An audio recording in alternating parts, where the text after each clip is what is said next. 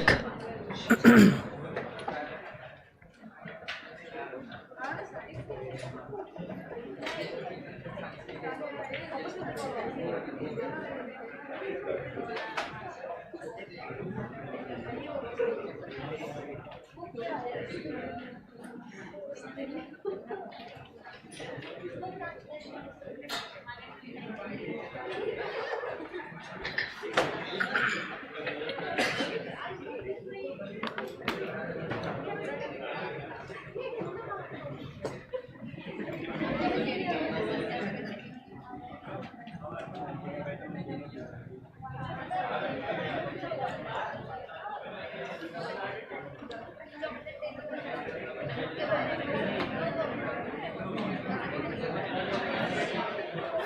Okay, let's start, guys.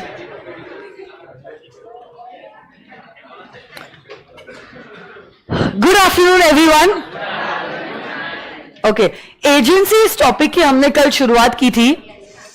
1 minute में फटाफट हम लोग उसको रिवाइज कर लेते हैं और फिर हम लोग बढ़ते हैं आगे. ठीक है, सबसे पहली बात तो आप लोग मेरे को बताओगे, एजेंसी में 2 पार्टीज होती है. कौन सी है ये 2 पार्टीज? Principal and the. कौन है वो पर्सन जो किसी और के बिहाफ पे काम कर रहा है? और आप किसके लिए काम करते हो? For the acts of the agent. Who is responsible? अरे बोलो ना. For the acts of the agent it is the principal who is responsible. Along with that मेरे को बताओ, क्या हमारा एजेंट माइनर हो सकता है? But principal should be competent to enter into a contract. Along with that, is there any consideration necessary to create an agency? तो हमने ये भी देखा था, it is one of the exceptions to the general rule of no consideration, no contract. Yes or no, guys? Very good. Can any person be an agent? But who can be the principal? That is, who can employ an agent?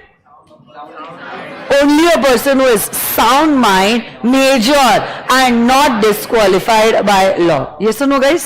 आज हम लोग करने वाले हैं creation of agency. Let's check it out. तो यही agency का contract create कैसे हो रहा है, इसको स्विच करते हो. रीडिंग बाद में फटाफट हो जाएगा, एक्सप्लेन कर लेती हूं पहले. Creation of agency. एसी के लिए अमर को बोल देना यार, कूलिंग कम करने बोल दे. एसी बंद करवा दे.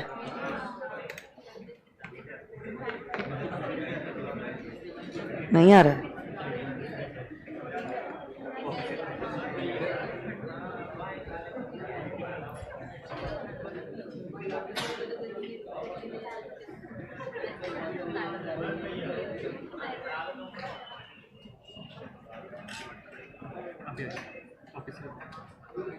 क्या?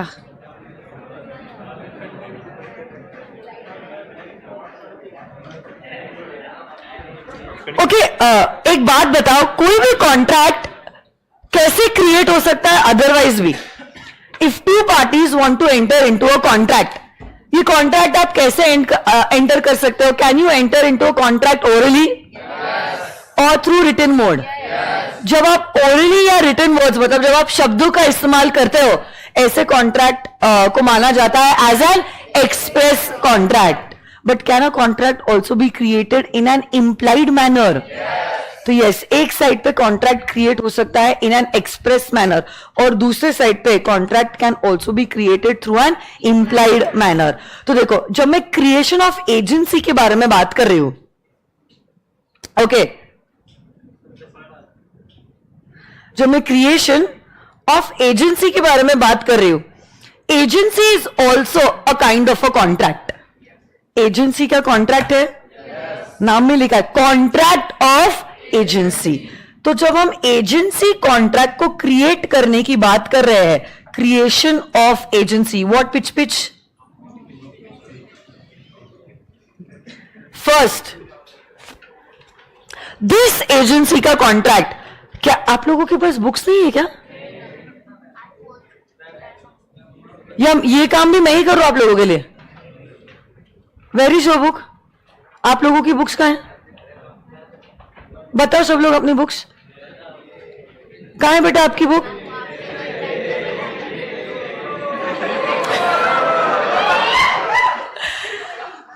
आ जाइए।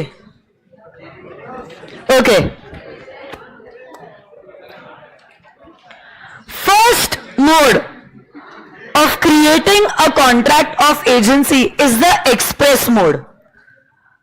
आप लोग जानते हो एक्सप्रेस मोड मतलब आपने यहां पे शब्दों का इस्तेमाल किया हुआ है, शब्दों का इस्तेमाल किया गया है और यही शब्द या तो आपने ओरली बोलकर बताया है कि आप मेरे एजेंट, मैं आपकी प्रिंसिपल, ठीक है?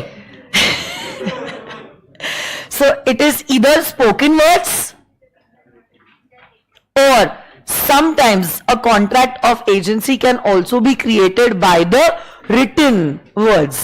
तो जो भी है, what is important is यहां पे आपने शब्दों का इस्तेमाल किया है और इसी से आपने क्रिएट किया है a contract of agency. But हर बात कही नहीं जाती है या लिखी नहीं जाती है, कुछ चीजें जो होती है वो समझी जाती है.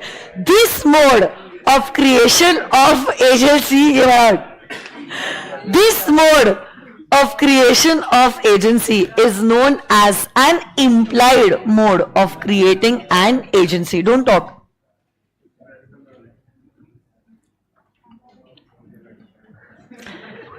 जैसे अगर I want to purchase this classroom, तो अगर मैंने रियल एस्टेट ब्रोकर को, एजेंट को स्पेसिफिकली कहा है कि purchase this classroom on my behalf, इस केस में by words, spoken words, I have made him my agent and I am the principal. This mode will be regarded as an express mode. But every time agency is not created through the express mode. Sometimes things are understood कि हाँ ये लोग जो है they are principal and agent और इनके बीच में there is a contract of agency. इसको कहते हैं एज एन इंप्लाइड मोड. तो जैसे कि से फॉर एग्जाम्पल, एक एग्जाम्पल पर्पस के लिए हम लेते हैं that this is a shop and इसी शॉप का ओनर जो है से मिस्टर सूरज है. सूरज जो है इस शॉप के ओनर है, बट राइट नाउ सूरज जो है वो यहां पर नहीं है, से he is in Delhi. But ये जो शॉप है, ये शॉप है इन मुंबई और ये जो शॉप है ये बेसिकली मैनेज करता है हमारा मिस्टर चंदू भाई. अब अगर चंदू भाई ये शॉप को मैनेज कर रहे हैं, गुड्स को खरीद रहे हैं, गुड्स को क्रेडिट पे बेच रहे हैं, गुड्स को कैश में बेच रहे हैं, क्रेडिट पीरियड खत्म होने के बाद उस पर्टिकुलर कस्टमर से पैसे डिमांड कर रहे हैं, कैश सेल्स अगर हुआ है ये कैश से और गुड्स खरीद रहे हैं ऑन बिहाफ ऑफ मिस्टर सूरज. सूरज को भी ये सारी चीजें पता है कि ये पूरी दुकान जो है, भले ही मैं इसका मालिक हूं, बट ये दुकान जो है ये मैनेज कर रहा है मिस्टर चंदू. किसी ने कोई भी फॉर्मल कॉन्ट्रैक्ट एंटर नहीं किया है, इस बारे में इनफैक्ट कुछ चर्चा भी नहीं की है, कुछ डिस्कस भी नहीं किया है. But now they know what they know कि हमारे चंदू भाई जो है वो है इज यस एजेंट और हमारे सूरज भाई जो है यस इज द प्रिंसिपल. तो ऐसे केस में this mode is known as the implied mode of creating an agency. It is known as an implied mode of creating an agency. यही implied mode जो है ऑफ क्रिएटिंग एन एजेंसी, इसमें दो बातें included होती है.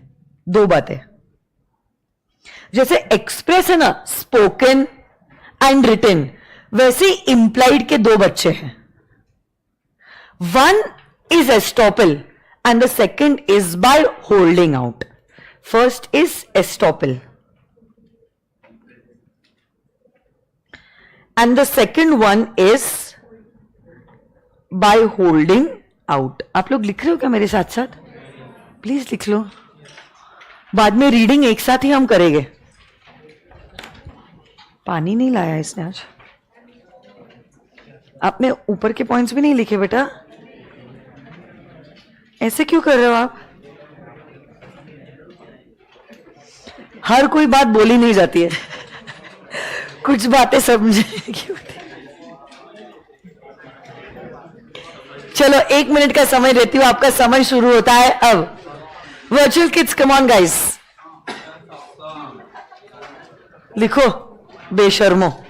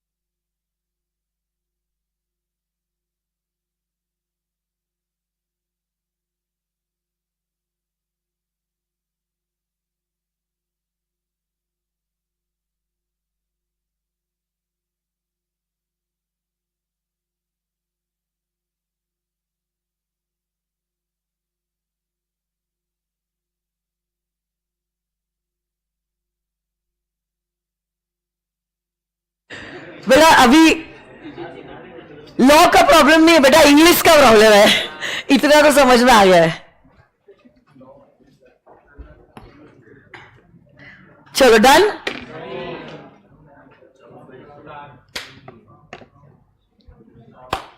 चलो, I am assuming you are done with the writing part.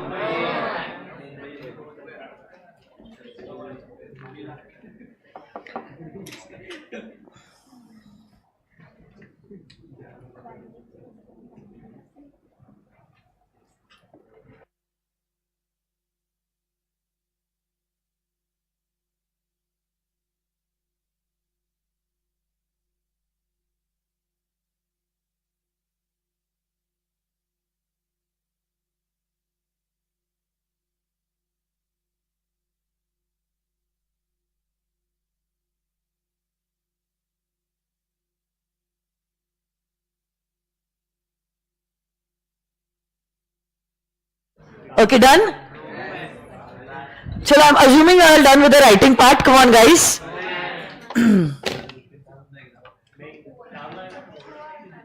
Okay, देखो यहाँ पे हुआ क्या है, मैं आपको बताना चाहती हूँ।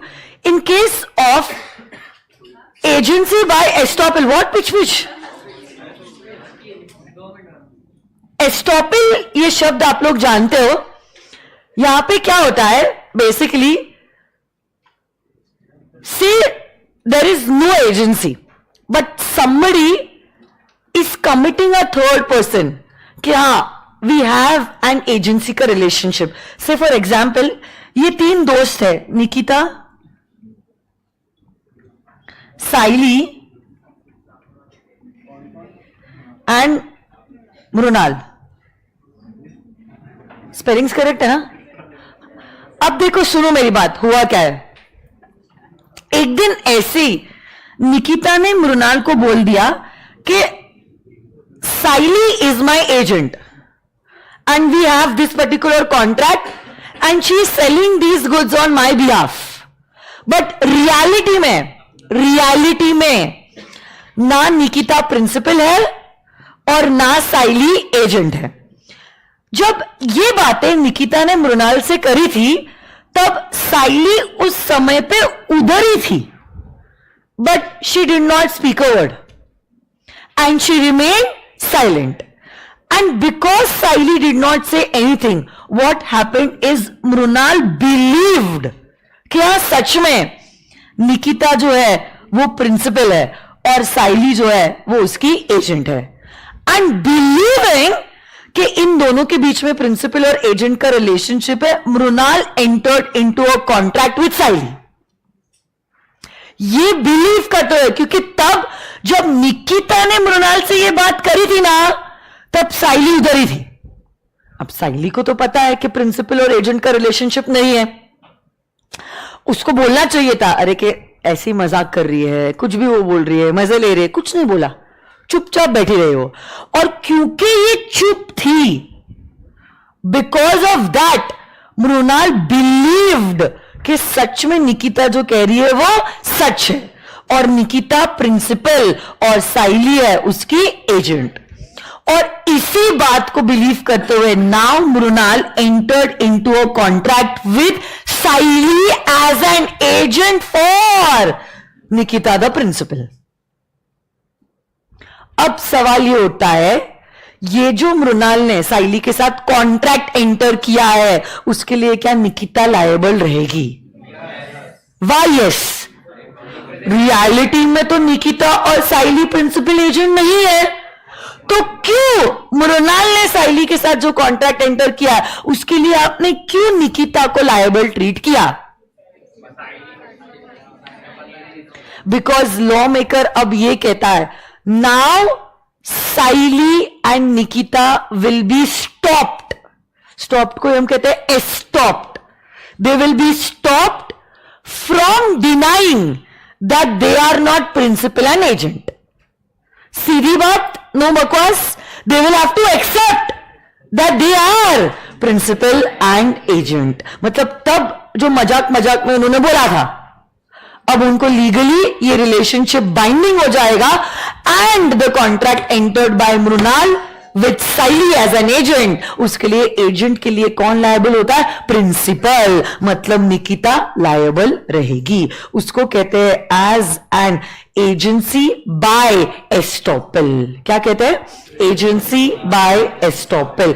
जहां पे किसी और पार्टी ने आपको एजेंट कहा और आप चुप थे। और होल्डिंग आउट में क्या डिफरेंस है? होल्डिंग आउट उसका रिवर्स है। होल्डिंग आउट में आप खुद बोलते हो कि मैं एजेंट हूं, मैं एजेंट हूं, मैं एजेंट हूं, जबकि आप एजेंट नहीं हो, और आप ये कहते हो कि आप एजेंट हो इस प्रिंसिपल के बिहाफ पे, और तब प्रिंसिपल चुप है। तब प्रिंसिपल चुप है।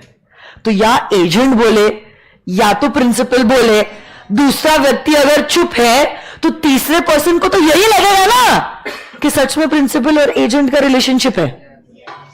होल्डिंग आउट में क्या हो रहा है? होल्डिंग आउट में सुनो ना, होल्डिंग आउट में साइली खुद बोल रही है कि मैं एजेंट हूं। Saili is holding herself out as an agent. Saili is holding herself out as an agent, जबकि साइली एजेंट नहीं है, और तब निकिता चुप है। इसी का रिवर्स हो गया ना। और क्योंकि निकिता चुप है, मृणाल बिलीव्ड कि सच में इन दोनों के बीच में कॉन्ट्रैक्ट ऑफ एजेंसी एंटर हुआ है, और उसी को बिलीव करते हुए now Mrunal enter into a contract with Saili. कह रहे मैंने साइली को गुड्स दिए, मतलब मैंने निकिता को ही गुड्स दिए हैं, क्योंकि वो लोग तो प्रिंसिपल और एजेंट का रिलेशनशिप रखते हैं। और भले ही गुड्स मृणाल ने साइली को दिए होंगे, पेमेंट कौन करेगा? साइली नहीं, निकिता।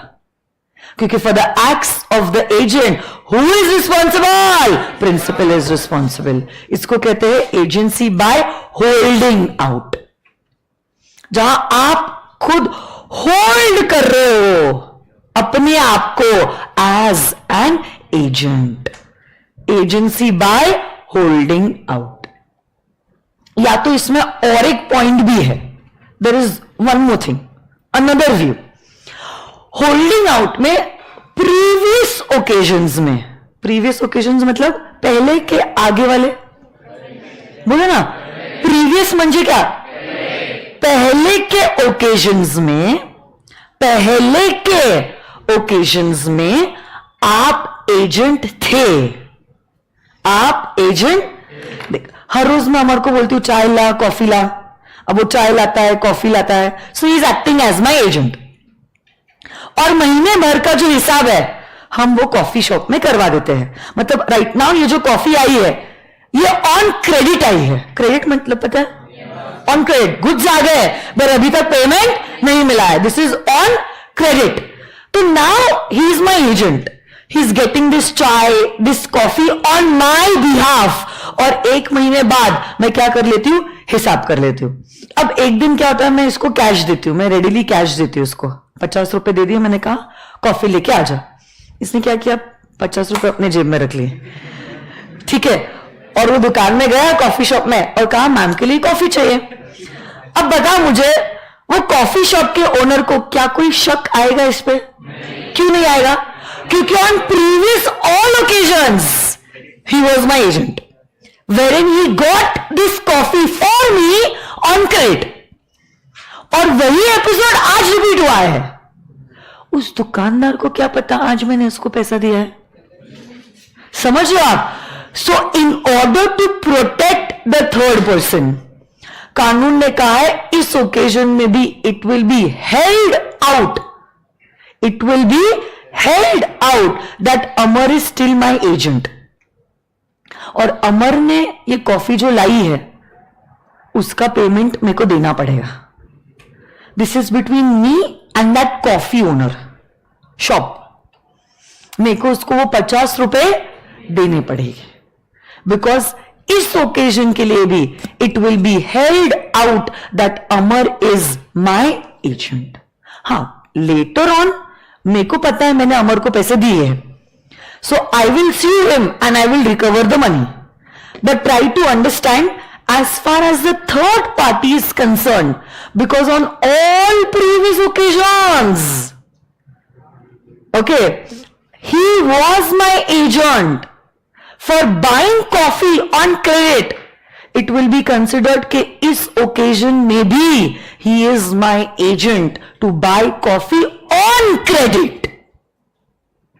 और इसीलिए शॉपकीपर ने बिलीव किया, ये इंप्लाई हुआ उसको कि इस ओकेजन में भी क्रेडिट पे ही कॉफी लाने के लिए उसकी जिम्मेदारी है, and because of that I will be responsible to pay him that ₹50 for this coffee. But later on, of course, according to the principles of natural justice, I can demand the ₹50 from him. But between the shop owner of that coffee and me, ये मेरा agent, मैं उसकी principal, and I will be bound to the third party to pay that coffee के ₹50। इसको कहते हैं agency by holding out. क्या कहते हैं? Agency by holding out. इसका भी एग्जाम्पल आप लिख लो, ये भी लिख लो आप।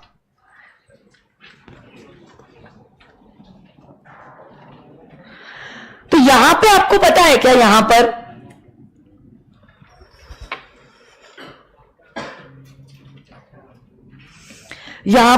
Nikita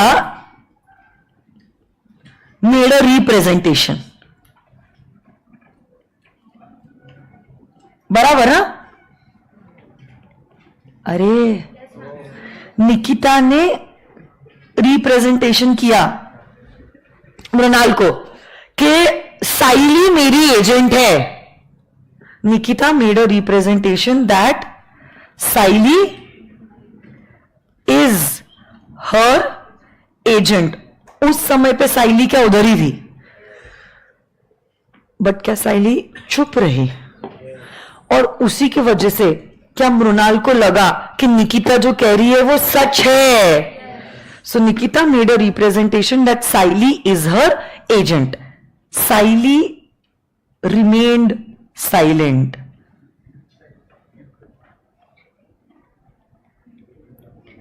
and thus Mrunal believed. What did she believe? अरे बोलो। That she is in reality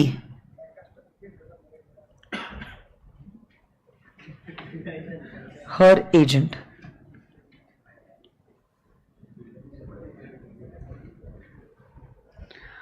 और होल्डिंग आउट में क्या हो रहा है? हाँ, होल्डिंग आउट में साइली इज मेकिंग द रिप्रेजेंटेशन, बराबर ना?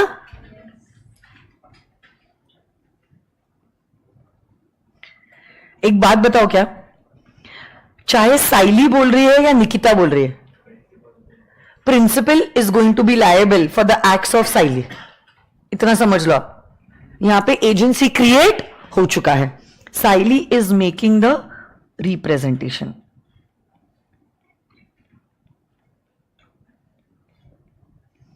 And Nikita is silent here. मतलब वो सुन रही है बट कुछ नहीं बोल रही है. उसकी वजह से ही तो मृणाल को लगा हाँ हाँ सच में प्रिंसिपल और एजेंट का रिलेशनशिप है.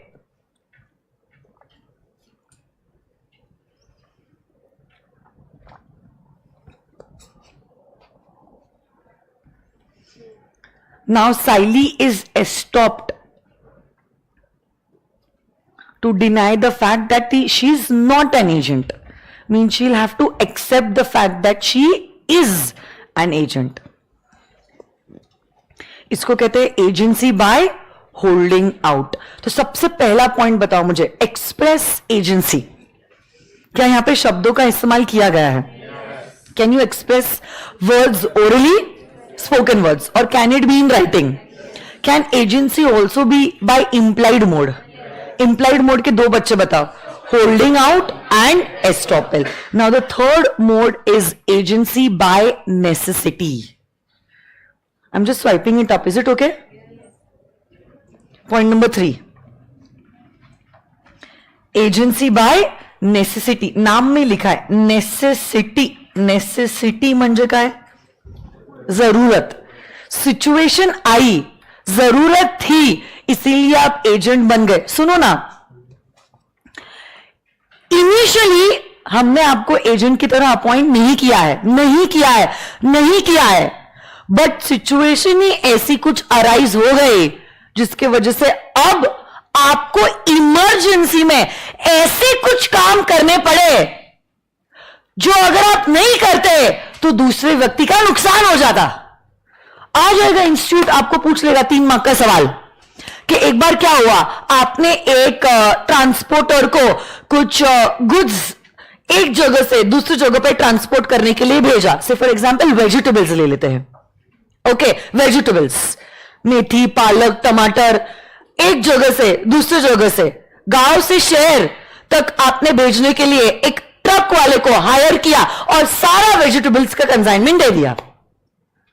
अब देखो क्या हुआ, आपने ये बंदे को जो अपॉइंट किया है वो अपॉइंट किया है to transport the goods from one place to another place.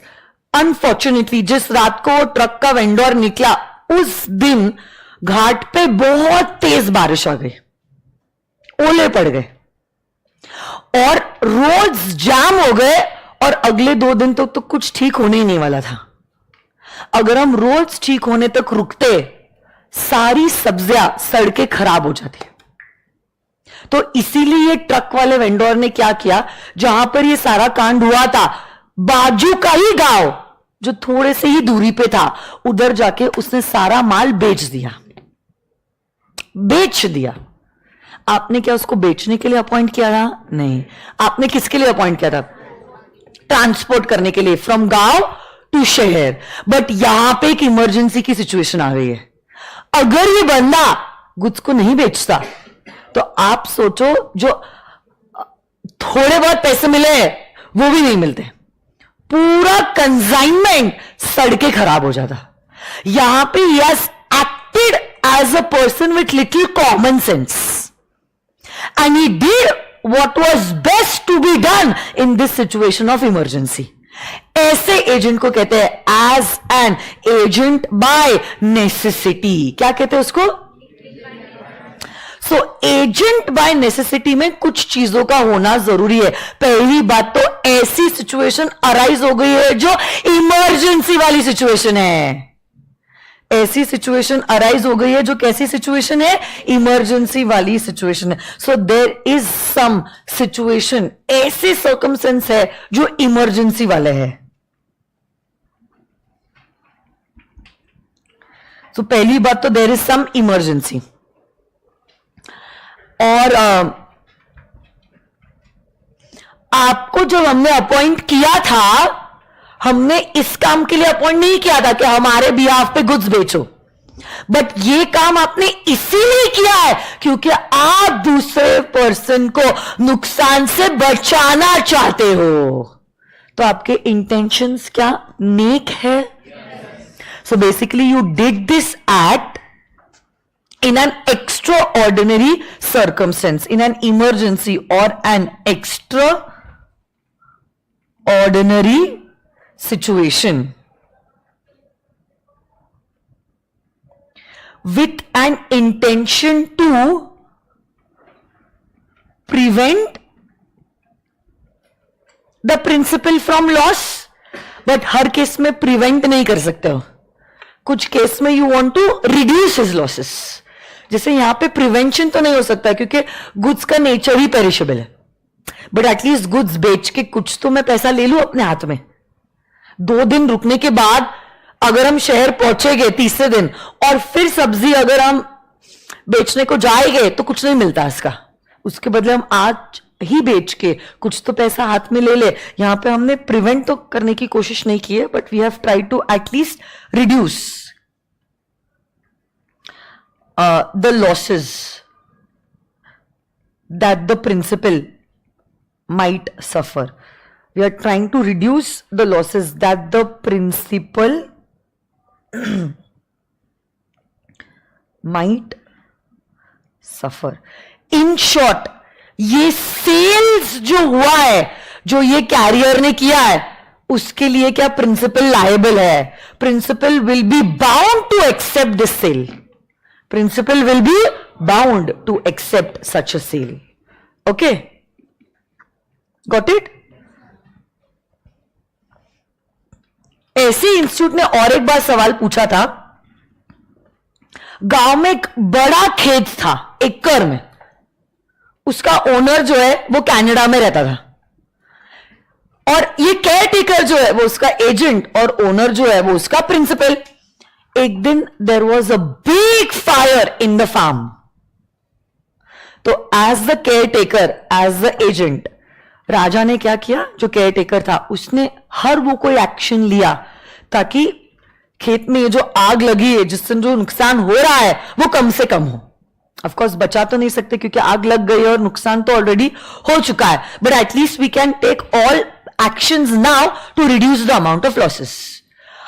आज तो ये बंदा ये नहीं कॉल करेगा ना पहले ओनर को जो कनाडा में बैठा है, यहां पे रात है, वहां पे दिन है, यहां पे दिन है, वहां पे रात है, 2 घंटे बाद कॉल करता हूं, 6 घंटे बाद कॉल करता हूं, फिर पूछता हूं, फिर मैं एक्शन लेता हूं, तब तक तो पूरा खेत जल के राख हो जाएगा. हम क्या करेंगे? ऐसी इमरजेंसी वाली सिचुएशन में क्विकली काम करेंगे और हर वो कोई स्टेप लेंगे ताकि हम नुकसान होने से बचा ले या तो नुकसान को कम कर ले. इसके लिए भी तो राजा को खर्चा लगा होगा ना? अरे लगा होगा या नहीं?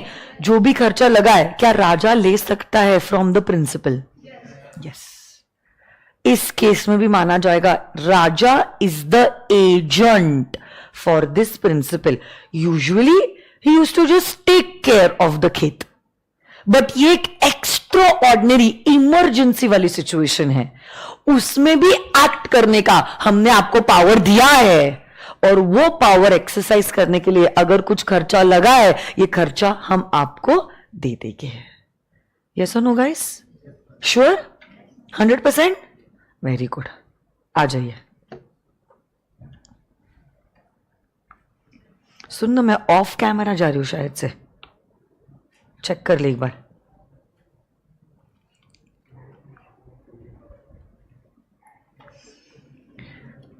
तीन टाइप्स बताओ how agency can be created. Express mode, implied mode, and agency by necessity. Express, you use words either orally or in writing. Implied के 2 टाइप्स बताओ, estoppel and holding out. Third point बताओ. इनके ऊपर किसी के ऊपर भी, जैसे कि holding out, estoppel, necessity, 2-2, 3-3 mark के केस स्टडी जो है इंस्टीट्यूट पूछता है. वो टमाटर वाला एग्जाम्पल भी इंस्टीट्यूट के पास एग्जामिनेशन का क्वेश्चन है इंटर का, जो मैंने आपको एग्जाम्पल के लिए दिया है. वैसे एक बार इंस्टीट्यूट ने बटर का एग्जाम्पल लिया, जैसे टमाटर था कि बटर का कंसाइनमेंट गुजरात से मुंबई मतलब महाराष्ट्र में आ रहा था और ट्रेन खराब हो गई. मालगाड़ी रहती ना, मालगाड़ी खराब हो गई, गर्मी का मौसम है, मालगाड़ी 4 दिन ठीक नहीं होती, तो रेलवे ऑफिसर ने सारा माल मतलब बटर का कंसाइनमेंट बेच दिया. आपने रेलवे ऑफिसर को माल दिया था ट्रांसपोर्ट करने के लिए, बंदे ने क्या कर दिया, बेच दिया, बट उसका ये जो काम है उसके लिए क्या प्रिंसिपल लायबल है? Because he did this in order to prevent the losses or to reduce the losses. ऐसे केस में कानून ही कह देता है आप हो एजेंट बाय नेसेसिटी, आपका नाम दे दिया, और आपके एजेंट हो आप, आपके काम के लिए कौन लायबल है? Principal will be bound by your act. Okay, got it? Very good. Next, ये तो बहुत इजी है, agency by operation of law. नाम ही कहता है ऑपरेशन ऑफ लॉ. आप ही बताओ, यहां पे आप लोगों ने कोई कॉन्ट्रैक्ट एंटर नहीं किया है एजेंसी का, कानून में ही कहा है ये प्रिंसिपल और ये एजेंट. ऐसा कभी हुआ है? बताओ. कहां पे? Quasi contract. ओके, और करेक्ट है कॉसी कॉन्ट्रैक्ट. और कॉन्ट्रैक्ट एक्ट के अलावा सोचो ना, जिन्होंने कंपनीज एक्ट किया है, डायरेक्टर्स क्या कंपनी के बिहाफ पे काम करते हैं? Directors look into the day to day affair of the management of the company. Company उनकी थोड़ी ना है, कंपनी अलग, डायरेक्टर्स अलग. Directors are just the agent for the company. Directors are just the agent of the company. वैसे ही आप सीखने वाले हो even in LLP and partnership. LLP में हमारे partners are the agent of the LLP, क्योंकि एलएलपी भी अलग है और पार्टनर्स भी अलग होते हैं. और ये जो पार्टनर्स है ये काम करते हैं एक दूसरे के लिए नहीं, but they work for the LLP. और जब आप पार्टनरशिप एक्ट करोगे, पार्टनरशिप एक्ट में तो म्यूचुअल एजेंसी है. हर पार्टनर दूसरे पार्टनर का प्रिंसिपल है और हर पार्टनर दूसरे पार्टनर का एजेंट भी है. म्यूचुअल एजेंसी, अनोखा रिश्ता. सच में म्यूचुअल एजेंसी. तो ये एजेंसी जो क्रिएट हुआ है, ये क्रिएट हुआ है बाय ऑपरेशन ऑफ लॉ. यहां पे बाय कॉन्ट्रैक्ट नहीं हुआ है, it is been created by operation of law. तो ये कुछ एग्जाम्पल्स है जो एक्ट्स हमारी हुई नहीं है, but you all will learn in future. जहां पे एजेंसी जो क्रिएट हुई है, आपका ऑफकोर्स सिर्फ यही हुआ है कॉसी कॉन्ट्रैक्ट्स. तो जैसे फाइंडर ऑफ लॉस्ट गुड्स, उसकी अब जिम्मेदारी बन जाती है गुड्स का ख्याल रखने की. ओके, तो वैसी वो बात है. बट क्या फाइंडर ऑफ लॉस्ट गुड्स में बेलमेंट भी आ जाता है, तो थोड़े ऐसा नहीं है कि एक ही प्रोविजन अट्रैक्ट होता है. There are multiple provisions that are getting attracted. ठीक है, but more better examples could be company form of organisation में. कंपनी फॉर्म ऑफ ऑर्गेनाइजेशन में हमारी कंपनी हमारी प्रिंसिपल है और हमारे डायरेक्टर्स जो है वो कौन है? एजेंट है. This agency is created by operation of law.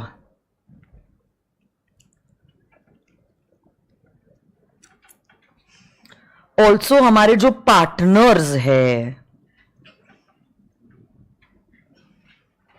वो कौन है? एजेंट्स है. किसके लिए एजेंट्स है? हमारे पार्टनरशिप फर्म के लिए. तो फर्म हमारी प्रिंसिपल है.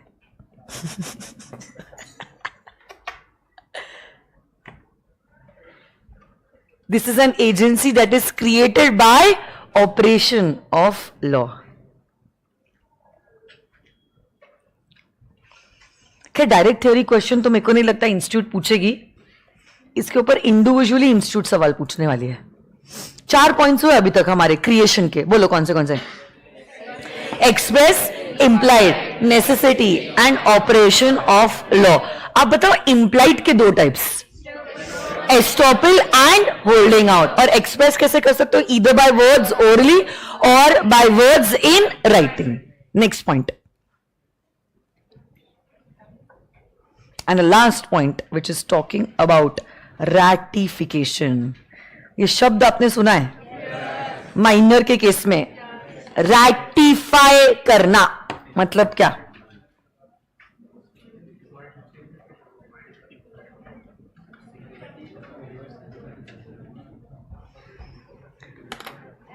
रैटिफाई करना मतलब, अच्छा वेरी गुड, वर्चुअल स्टूडेंट्स बोल रहे हैं मैम लिक्विडेटर, वेरी गुड, क्या बात है, liquidator is also an agent. कल जाके आप इंसॉल्वेंट डिक्लेयर होते हो तो कोर्ट आपके बिहाफ पे लिक्विडेटर अपॉइंट करता है, और ये लिक्विडेटर आपके बिहाफ पे एसेट्स बेचता है और लाइबिलिटीज रीपे करता है। एसेट्स आपकी, लाइबिलिटीज आपकी, रीपे कर रहा है ये बंदा, वो आपका एजेंट और आप उसके principal. Very good, so proud of you mister Patel, very good. हाँ तो सुनो ना मेरी बात, रैटिफाई करना मतलब क्या? अरे बोलो ना, रैटिफाई मतलब क्या? सब्सीक्वेंट अप्रूवल देना। रैटिफाई करना मतलब क्या? सब्सीक्वेंट अप्रूवल देना। हाँ याद है मैंने वो ग्लासेस वाला एग्जांपल दिया था, घर पे कुछ गेस्ट आए थे और हमने आपको बुलाया था कुछ मदद के लिए, गेस्ट आ गए, हमने कहा पानी दे दो, काम वाम तो कुछ किया नहीं है, ग्लासेस की ट्रे उठा तो ली बट बस हो गया सत्यानाश, ट्रे गिर गई, ग्लासेस गिर गए और ग्लासेस चूर चूर हो गए। अब ऑब्वियसली बात है अभी तो कुछ हो नहीं सकता है, अभी थोड़ी ना आप जाओगे और नए ग्लासेस का सेट लेके आओगे, क्या करोगे? छोटा सा चेहरा लेके आप आ गए हमारे पास,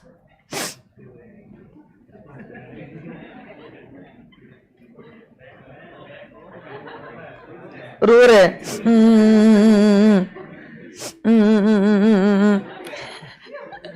कह रहे हो कि मैम, ओ मैम, ग्लासेस जो है ना गिर के चूर चूर हो गए। अब बेटा दिल की बात नहीं कर रहे हम, संभालो अपने आप को। इसमें भी कुछ वहिया तुमको समझ में आया? क्या हो गया? छोड़ो, इग्नोर। ओके, इस केस में जब हम कहते हैं कि कोई बात नहीं बेटा, ग्लासेस ही टूटे हैं ना, दिल थोड़ी ना टूटा है, तो ये जो बात है इससे हम क्या कर रहे हैं, आपकी ये जो एक्ट थी जिसको हमने ऑथोरिटी कभी नहीं दी थी, क्या हमने बोला था ग्लासेस लेके तोड़ देना? ऑथोरिटी तो किसके लिए दी थी? पानी सर्व करने के लिए। बट ये एक्ट हो गई, होने के बाद जब आप अप्रूवल हमसे लेते हो तो माना जाता है you have asked for ratification, और जब मैं अप्रूवल दे देती हूं तो माना जाएगा this act has been ratified subsequently. Subsequently मतलब एक्ट होने के बाद इसका अप्रूवल दिया है, उसी को कहते हैं रैटिफिकेशन। रैटिफाई करने के बाद इन टूटे हुए ग्लासेस की जिम्मेदारी कौन लेगा, आप या मैं? हाँ मैं, मतलब now you don't have to bear the losses, I will be bearing the losses. तो अच्छा, अगर मैं रैटिफाई नहीं करती तो क्या होता? हां, तब आप खुद जिम्मेदार होते फॉर द लॉसेस। बट अगर रैटिफिकेशन हुआ है तो माना जाएगा who is responsible, I am responsible for this act of yours, because now I have given approval for this act. I have given which was not taken prior, which was taken subsequently. It's known as subsequent approval, जिसको legal terms में कहते हैं as ratification. क्या कहते हैं? Ratification. Yes or no guys? तो ratification is nothing but previous act जो आपने किया है उसका आज आप अप्रूवल ले रहे हो, इसी को कहते हैं रैटिफिकेशन। सेम है, रैटिफिकेशन आप एक्सप्रेस मोड में दे सकते हो या इंप्लाइड मोड में भी दे सकते हो। तो या तो मैं कहती हूं कि कोई बात नहीं बेटा, तो ये कहना इज एक्सप्रेस, या तो implied it's like I just served another 10 glasses of water and I gave the tray again to you, means I just accepted whatever was happened और नहीं कर रही है चर्चा उस बारे में, it's implied. So ratification can either be expressed, this ratification can either be express or it can be implied.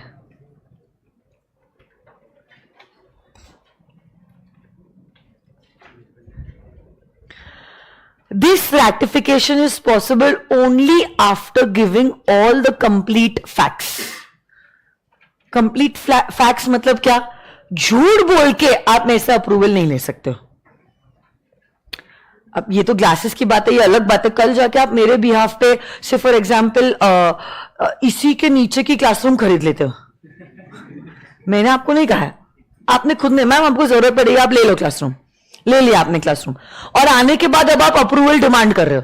But जब आप अप्रूवल डिमांड कर रहे हो आपको एग्जैक्ट फैक्ट्स देने होंगे. भाई ओन कौन करता है क्लासरूम, क्या आपने रेट लगाया है, व्हाट इज द पर स्क्वायर फीट रेट, एंड कितना मेंटेनेंस लगेगा, बाकी का खर्चे का क्या होगा, रिपेयर्स का क्या होगा, कितने टाइम के लिए आपने लीज पे लिया है, क्या इस पे कुछ इंक्रीमेंट है. ये सारे फैक्ट्स आपको मेरे को बताने पड़े हुए. अगर आपने झूठ बोलकर मुझसे हां करवा लिया और सब्सिक्वेंट अप्रूवल ले लिया, बाद में मेरे पास ऑप्शन है to cancel this ratification, because this is known as fraud. What is it known as? जहां पे आपने झूठ बोलकर मुझसे कंसेंट लिया है. This amounts to a fraud. कल जाके मेरे को कहीं पे भी पता चलता है कि आपने झूठी इंफॉर्मेशन देके या सच को छुपा के आपने रैटिफिकेशन सीख किया है, I still have the option to resign the contract. तो अगर आप रैटिफिकेशन करवा भी रहे हो तो रैटिफिकेशन होना चाहिए with the complete knowledge of the facts. Complete knowledge of facts, वो भी ट्रू फैक्ट्स. झूठ नहीं बोलना है या सच को छुपाना नहीं है.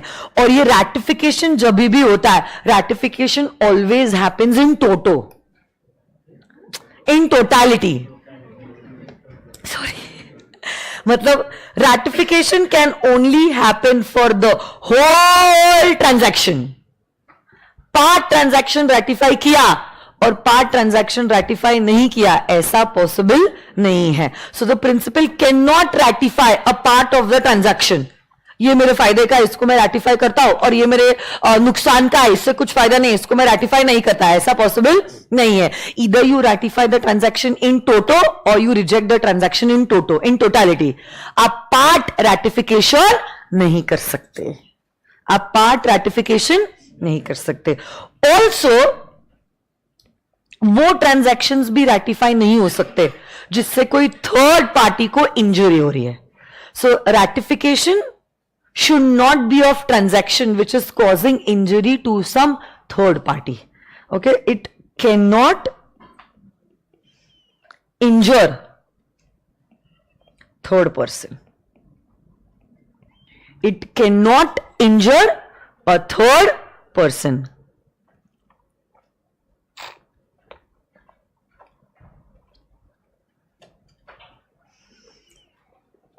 जैसे कि मेरा फ्लैट है मगरपट्टा में, और मगरपट्टा सिटी नहीं पता, हड़पसर में, वहां पर जो अग्रीमेंट है रेंट की, वो रेंट की अग्रीमेंट ये कहती है कि अगर हमको एज अ टेनेंट निकालना है तो हम आपको 3 months प्रायर नोटिस देंगे. मेरा घर है, मेरी मर्जी.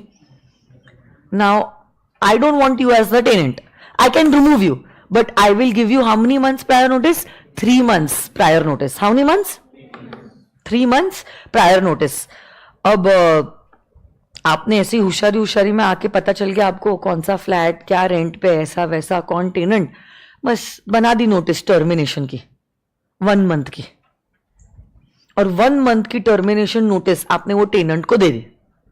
आपको पता था मेरे को वो बंदे को निकालना ही है घर से, बहुत ही परेशान कर रहे थे वो बैचलर्स, तो आपने मेरे बिहाफ पे वो नोटिस वोटिस बना दी और भेज दी.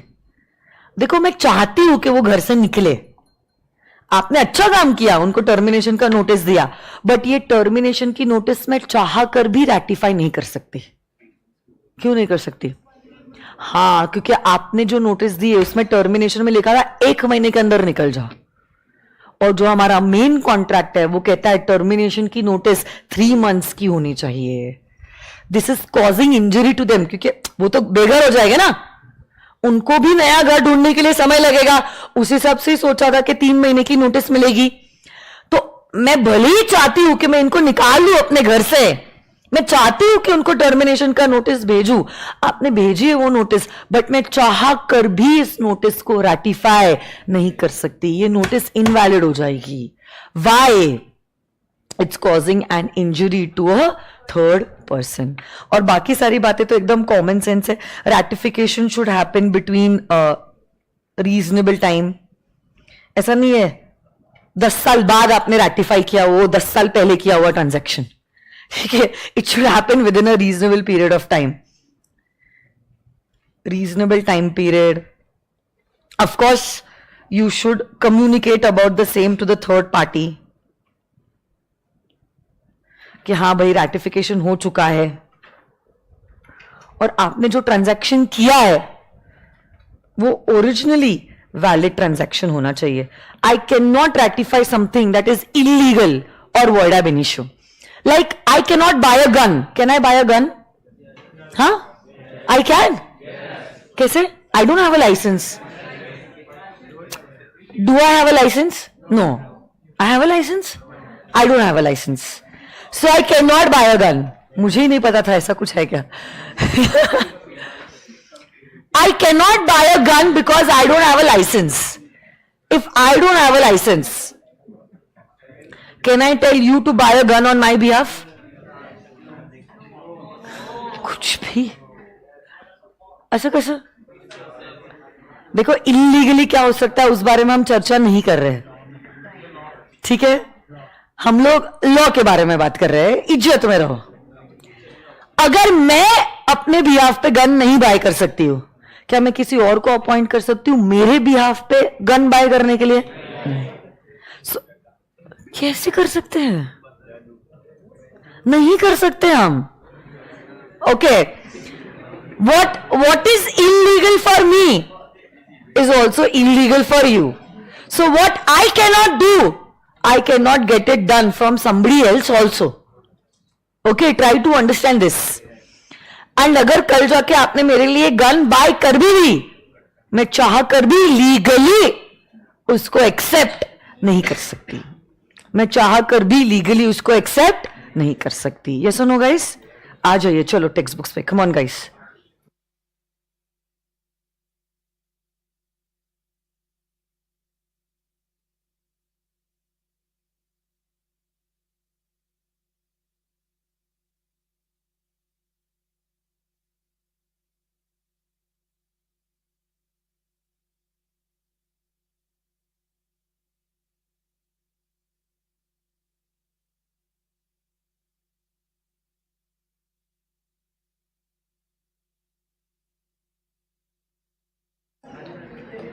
Come on guys, let's check it out.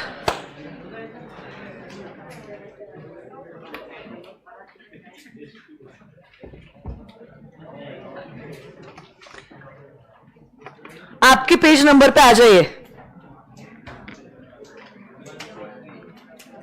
143 पे. छोड़ो, रहने दो, बच्चे हो आप लोग.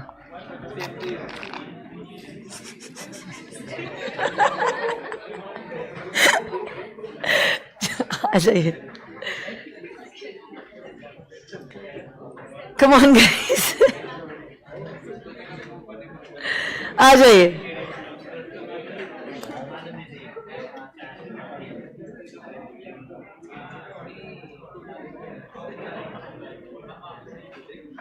क्या हम आपके हैं कौन? आ जाइए.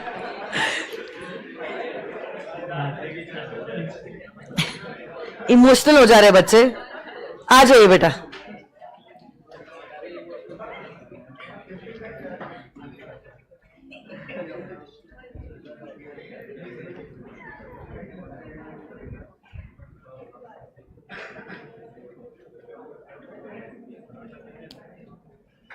Okay.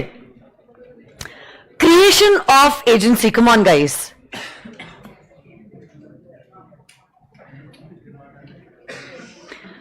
So this relationship of agency arises whenever one person who is called as an agent has the authority to act on behalf of another who is called as a principal, and this principal is given his consent कि हाँ भाई मेरे को ये काम करने नहीं जम रहा है, तू ही मेरे behalf पे ये काम जो है वो कर ले, इसी को कहते हैं as an agency. तो यही agency can be created by various modes. इन्हीं मोड्स के बारे में हमने चर्चा की थी और हमने हमारे नोटबुक्स में लिखा भी है. तो हम लोग फटाफट टाइम वेस्ट किए बगैर जल्द से जल्द हम इसकी रीडिंग करेंगे और देखेंगे क्या इसके ऊपर इंस्टीट्यूट ने सवाल पूछे हैं. अगर हाँ तो कैसे. Let's check it out. First is express authority. Express मतलब आप लोग जानते हो यहां पे शब्दों का इस्तेमाल किया गया है. Okay, and these words can either be written words or they can be words spoken orally. Okay, so A is residing in Delhi, he has a house in Kolkata.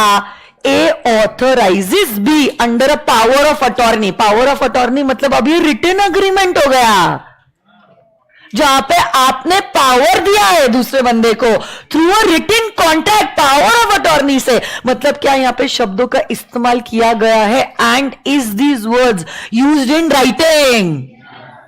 कैसे बनाया है, कैसे क्रिएट हुआ है एजेंसी. एक्सप्रेस और implied. Express. So this is an express agreement. If a customer of a bank wishes to transact his banking business through an agent, the bank will require written evidence of the appointment of the agent. और usually power of attorney demand की जाती है. तो वही power of attorney के द्वारा मैं क्या कर रही हूं, अपना पावर आपको डेलीगेट कर रही हूं. मतलब मैं प्रिंसिपल और आप एजेंट, और ये मैंने पावर डेलीगेट किया है by a written contract. Words are used in writing. Mode of creation of agency is express. But her bar contract express नहीं होता है. कभी कभार it could also be implied. So an authority is said to be implied when it is to be inferred. Inferred मतलब समझा जाता है. Inferred मतलब क्या, समझा जाता है. किससे, या तो circumstances से या तो by the conduct of the parties.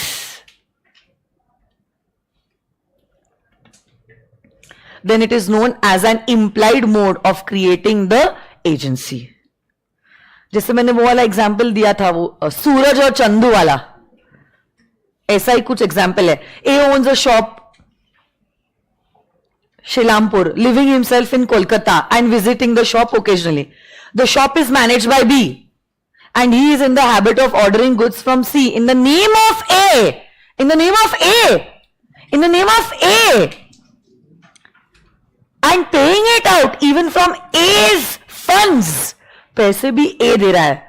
A के ही नाम पे गुड्स खरीद रहे हो और A को इस बारे में पता है, बट A कुछ बोल नहीं रहा है. मतलब is it implied that there is an agency relationship created between A and B? अरे हो कि नहीं. आपका कुछ ना कहना और अलाव करते जाना, आपका नाम इस्तेमाल करना, आपके फंड्स इस्तेमाल करना, आपकी दुकान इस्तेमाल करना अपने आप में ही बताता है कि आपने एक्सेप्ट कर लिया है ये एजेंसी का relationship. It's understood. Implied way. यही implied agency is agency by estoppel.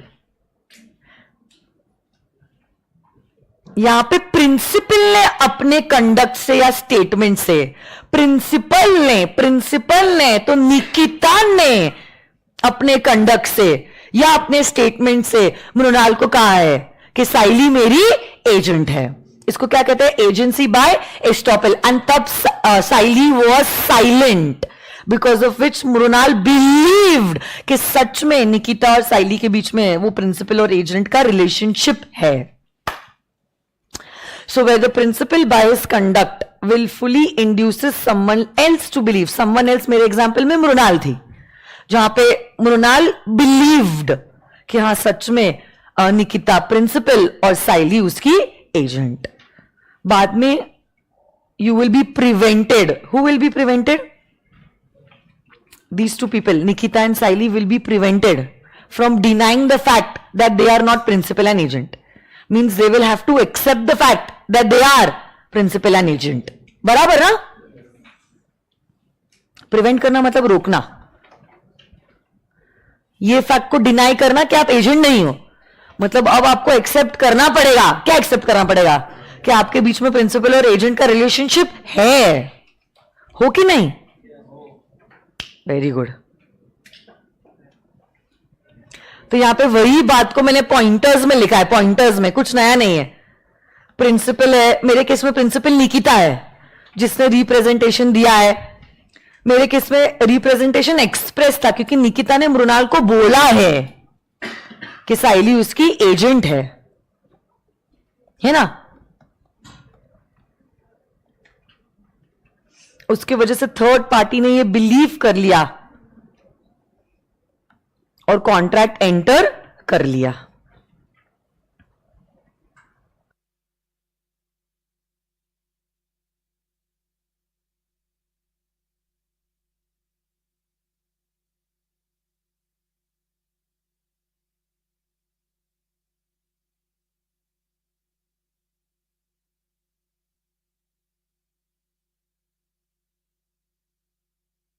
Example 7 read करो ना।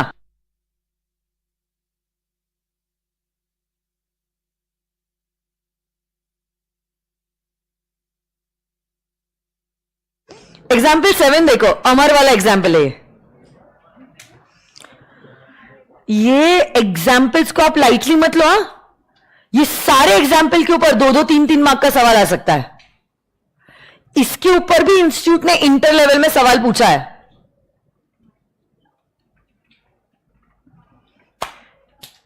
If PL, the principal, has for several months permitted Sunil to buy goods on credit from Prasad, तो PL principal है, सुनील कौन हो गया? Agent. और Sunil goods किससे बाय कर रहा है? Prasad. Prasad is like shopkeeper type, that third person. तो PL ने सुनील को गुड्स बाय करने के लिए बहुत बार भेजा है प्रसाद के पास, बट ये जो गुड्स खरीदते हैं हम यूजुअली खरीदते हैं on credit, and has paid for the goods bought by Sunil. और बाद में PL क्या करती है? उसका पेमेंट दे देती है जो गुड्स सुनील ने उसके बिहाफ पे खरीदे हैं। PL can not later refuse to pay Prasad, मतलब PL कैन नॉट रिफ्यूज, मतलब PL will have to pay to Prasad, who has supplied goods on credit to Sunil in the belief that he is PL's agent and was buying the goods on behalf of PL. तो अगर Sunil previous occasion में agent था, माना जाएगा इस occasion में भी वो एजेंट है। इसको कहते हैं होल्डिंग आउट। क्या कहते हैं? तो यहां पे कहीं पे आप बी पॉइंट लिख सकते हो क्या? हेडिंग स्किप हो गया है। जैसे ये है ना एजेंसी बाय एस्टॉपल, वैसे ये एग्जाम्पल 6 और 7 के पहले यहां पे सिर्फ हेडिंग दे दो ना, एजेंसी बाय होल्डिंग आउट, ऐसा agency by holding out.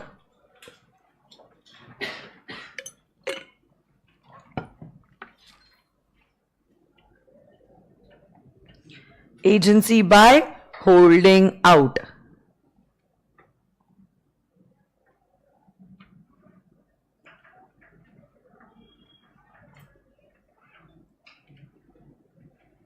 Agency by holding out.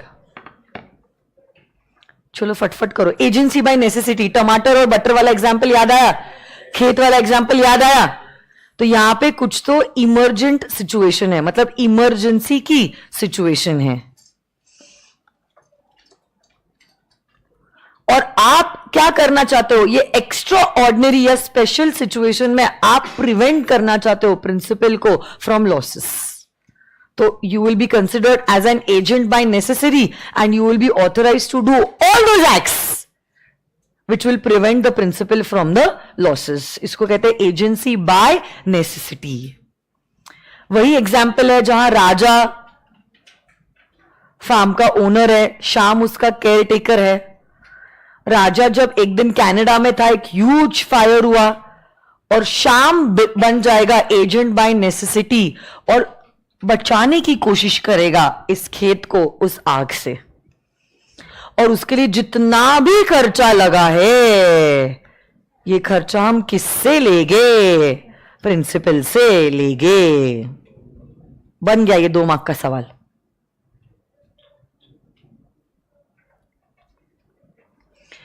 Agency by operation of law, यहां पे आपने कॉन्ट्रैक्ट एंटर नहीं किया है, बट कानून ने कहा ये प्रिंसिपल और ये एजेंट। जैसे कि companies act, partnership act, LLP act, इसमें एजेंसी क्रिएट होती है by operation of law. And the last but not the least is agency by ratification.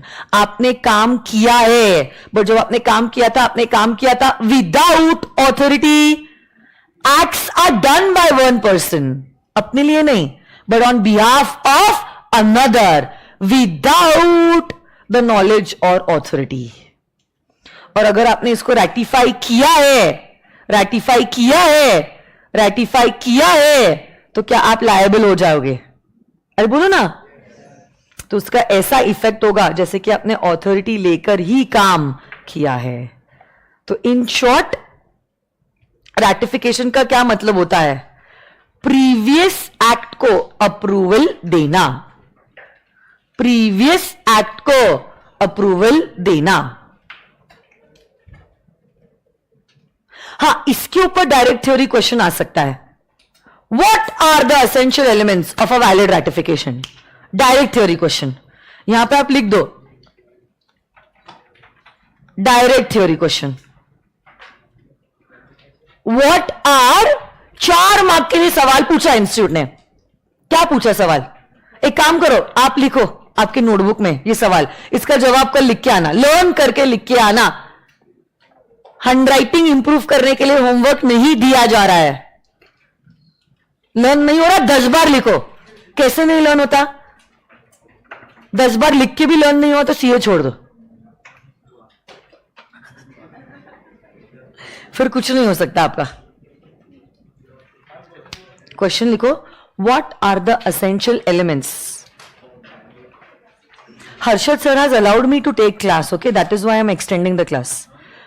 Why? Because his class is at 4:30, 4:15. So I can take class by 4 o'clock, he said. नहीं तो आप सोचोगे क्यों ma'am इतना ले रही है class.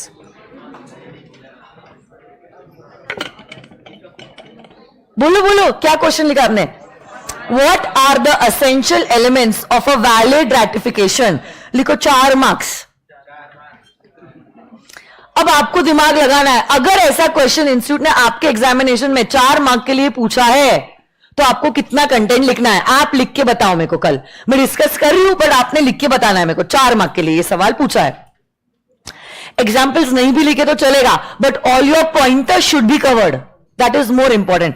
और हेडिंग्स तो सेम के सेम होने चाहिए। अंदर का एक्सप्लेनेशन आपने ओन वर्ड्स में लिखा चलेगा, हेडिंग्स मेरे को सेम चाहिए, मेरे को सारे हेडर्स चाहिए। एग्जाम्पल्स ना भी लिखा 4 मार्क के लिए तो चलेगा। मेरे 2 मेन मुद्दे के बात है, I want all the pointers to be covered, and secondly all the, ये जो हेडिंग है ना, सेम टू सेम। जैसे कि ये रैटिफिकेशन में बी एक्सप्रेस्ड और इंप्लाइड। हाँ, अंदर का भले आप अपने ओन वर्ड्स में लिखो, ratification may be expressed or it may be implied by the conduct or the behavior or the circumstance, जैसे लिखना लिखो, but I want the heading to be the same। बताओ, ratification क्या express हो सकता है? क्या implied भी हो सकता है?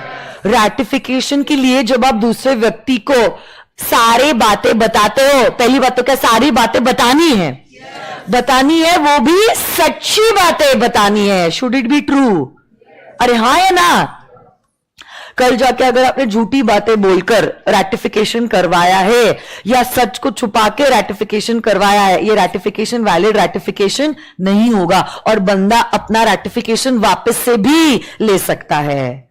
Ratification has to be done in totality, so ratification is only possible of the whole transaction. Principal can not ratify part of the transaction, बराबर ना? पार्ट जो उसके लिए बेनिफिशियल है उसको रेटिफाई कर दिया, बाकी का नहीं किया, ऐसा नहीं चलेगा. Ratification has to be done in totality.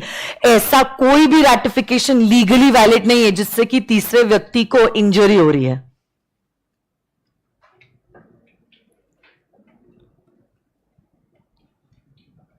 So if a third party is getting affected, चाहकर भी ratification valid ratification नहीं हो सकता. ये एग्जाम्पल 14 देखो, वही है मगरपट्टा का घर जो मैंने रेंट पे दिया है. कॉन्ट्रैक्ट में लिखा है 3 months नोटिस, आपने 1 month का टर्मिनेशन का नोटिस दे दिया. ये नोटिस को मैं चाहकर भी रेटिफाई नहीं कर सकती. क्यों नहीं कर सकती? क्योंकि it's causing injury to a third party. क्या रैटिफिकेशन रीजनेबल टाइम में होना चाहिए? Should it be communicated to the other party? And ratification can only be done of legal and valid acts, can not be done of something that is illegal which is not possible. कुछ कल कांड कर लिया आपने, किसी को मार वार दिया, मर्डर वर्डर कर लिया, आप ये नहीं कह सकते आपके लिए किया है मैम, वो बंदा आपको परेशान कर रहा था उसके लिए आप ही रिस्पॉन्सिबल हो. ठीक है? या गर्लफ्रेंड को कोई छेड़ रहा, बस मार के आ गए उसको, बोला मैंने मेरे लिए थोड़ी ना किया है, उसके लिए किया है. भाई तुम ही जिम्मेदार हो. ठीक है? ऐसी वो बात है. तो A to G सारे पॉइंटर्स कवर चाहिए और हेडिंग वैसा का वैसा ही मेरे को चाहिए, तो ही आपका answer is going to get 4 marks. नहीं तो आपको पूरे मार्क्स नहीं मिलते. ठीक है? वो टोमेटोज वाला एग्जाम्पल देखो, क्वेश्चन 3 है. ठीक है, चलो कल कर लेंगे, कोई बात नहीं, कोई बात नहीं. चलो आज के लिए बस इतना ही. धन्यवाद, कल मिलते हैं. Thank you so much. Bye bye. Bye bye virtual students.